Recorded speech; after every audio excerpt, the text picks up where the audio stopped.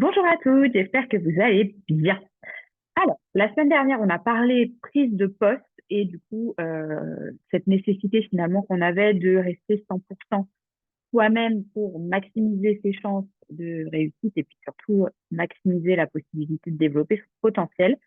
Cette semaine, moi, j'avais envie de vous parler de leadership. Et en fait, j'avais envie de vous aider à définir si vous aviez envie d'être en tant que leader. Parce que quand on prend de nouvelles fonctions, bah, souvent, on se retrouve à peut-être manager, à vouloir aussi leader des équipes. Et c'est pas forcément toujours naturel pour chacune d'entre nous, finalement, d'endosser ce nouveau rôle et ces nouvelles responsabilités et surtout de s'y sentir à l'aise. Donc, moi, je pense très sincèrement qu'il est essentiel de prendre le temps de réfléchir à celle que l'on a envie d'être en tant que euh, leader, finalement, pour se donner la possibilité, pardon, d'incarner celle qu'on a, le leadership qu'on a envie d'avoir et qu'on a envie d'incarner. Donc, je vous invite, dans un premier temps, moi, à vous questionner sur le sujet avant votre prise de poste et pendant, alors pendant la prise de poste, mais aussi par la suite. Je vais vous donner quelques petites questions qui seraient intéressantes de noter et puis auxquelles il faudrait répondre à l'écrit et qui pourraient peut-être vous aider justement à y voir un petit peu plus clair. La première question, c'est comment ai-je envie de contribuer? La deuxième question, c'est à quoi ressemble le leadership qui m'inspire? La troisième question, c'est quelles sont mes valeurs? La quatrième, pardon, c'est qui ai-je envie d'être auprès de mon ou de mes équipes? Quelle est ma vision du leadership et du management? Et en fait, ce qui est important quand vous allez répondre à ces questions par écrit, c'est vous demander ensuite de façon concrète comment vous pouvez incarner les réponses que vous aurez données au quotidien.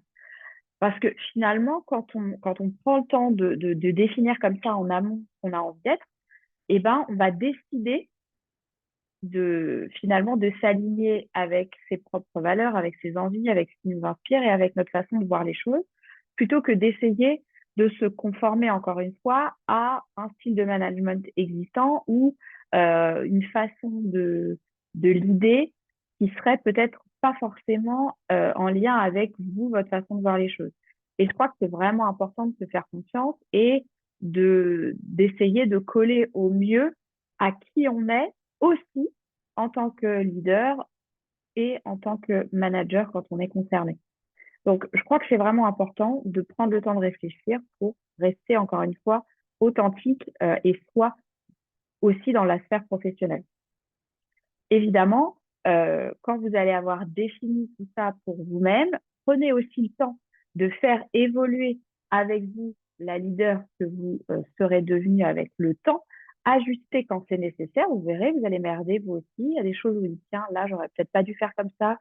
Moi qui voulais être toujours très à l'écoute, très transparente, bah, je me rends compte que j'ai peut-être été un peu moins disponible ces derniers temps, un petit peu moins dans l'échange. Bon, bah, on ajuste. Le tout, c'est de toujours prendre le recul et d'être honnête avec soi quant à notre capacité d'être resté fidèle à ce qu'on voulait pour nous euh, en tant que leadership ou voilà, ou de reconnaître voilà quand ça n'a pas fonctionné. Et c'est normal que votre façon de l'idée elle évolue aussi avec le temps puisque vous allez évoluer aussi évidemment et que votre personnalité aussi, votre façon de grandir va faire que vous allez voir les choses peut-être autrement. Et c'est normal que votre modèle de leadership, votre façon de manager aussi les équipes évolue et change avec le temps.